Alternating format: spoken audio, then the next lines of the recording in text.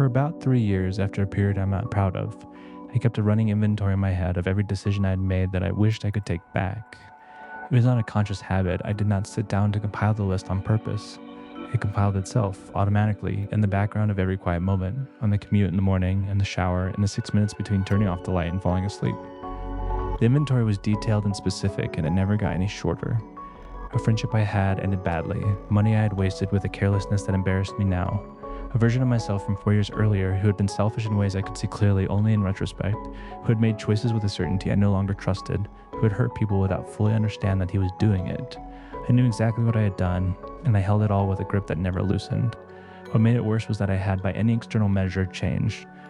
The person running the inventory was not the same person who had generated the material for it. I had spent 3 years doing the things people do when they are trying to become better.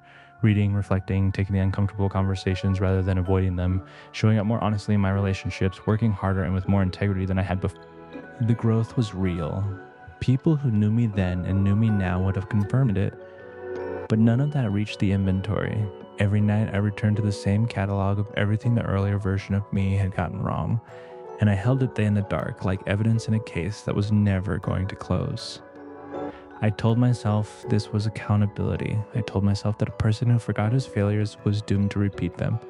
I had constructed a philosophy around the punishment, the idea that keeping the wound open was a form of moral seriousness, that to let it close would be a kind of dishonesty about who I'd been.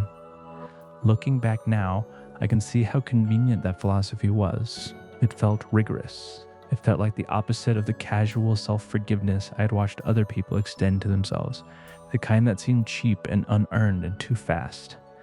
My version had gravity and weight. It required something from me every single day. And because it required something every day, I confused it with virtue. What it actually was a cage. I remember a specific Saturday afternoon, gray sky, midwinter, sitting at a kitchen table with a cup of tea that had gone cold, when I tried to make a decision about something I genuinely wanted. Not a major life decision, something small. A direction I could take the next few months of my life that excited me, that felt aligned with who I was trying to become. And I found I could not do it. Not because I lacked the information, but because somewhere in the process of considering it, the inventory activated. The earlier version of me had also been excited about things that had come to nothing. The earlier version of me had also felt certain about directions that had turned out to be wrong.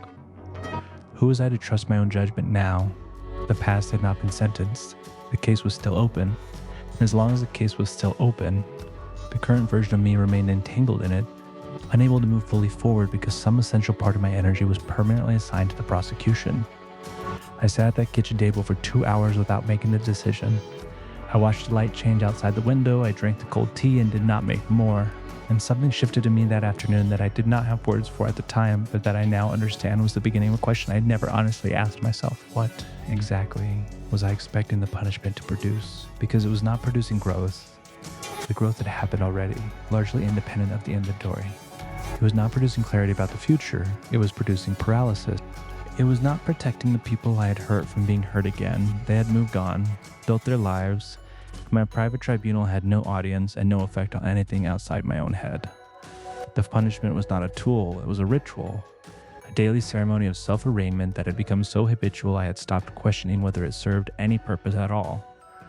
One afternoon, a few weeks after the Saturday at the kitchen table, a realization arrived that was so simple I almost dismissed it. The person I was punishing no longer existed. He had made the choices he had made with the understanding he had then. He had been limited in the ways that people are limited when they are younger and less careful and less aware of the cost of their actions on other people. I had spent 3 years trying to hold him accountable. But he was gone. The only person receiving the punishment was the person I was now, the one who had already done the work, already changed, already tried to make right what could be made right. I was punishing the wrong man, and I had been doing it for 3 years. If you were out that, carrying an inventory like the one I carried, a private running catalog of every version of yourself you are ashamed of, every decision you cannot stop re-examining, every relationship or opportunity or year you feel you wasted, I want you to ask yourself the same question I finally asked. What is the punishment producing? Not what does it feel like to maintain it. Not how serious and accountable it makes you feel to keep the wound open. What is it actually producing in your life today?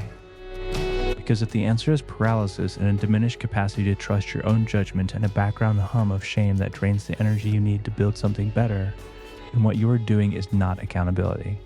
It is self-sabotage with a noble-sounding justification. Forgiveness of the past self is not the same thing as excusing what happened.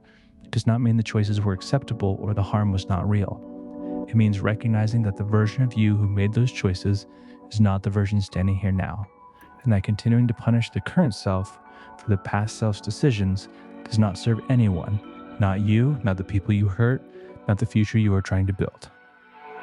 Psychiatrist Carl Jung wrote that we cannot change anything until we accept it. He was talking about shadow work, the parts of ourselves we refuse to look at directly, but the principle extends here. You cannot fully become the person you are trying to become, while half of your interior life is still locked in a courtroom that never adjourns. Write down what the earlier version of you did not know. Write down what he was working with. Do it honestly and specifically and without excusing the harm.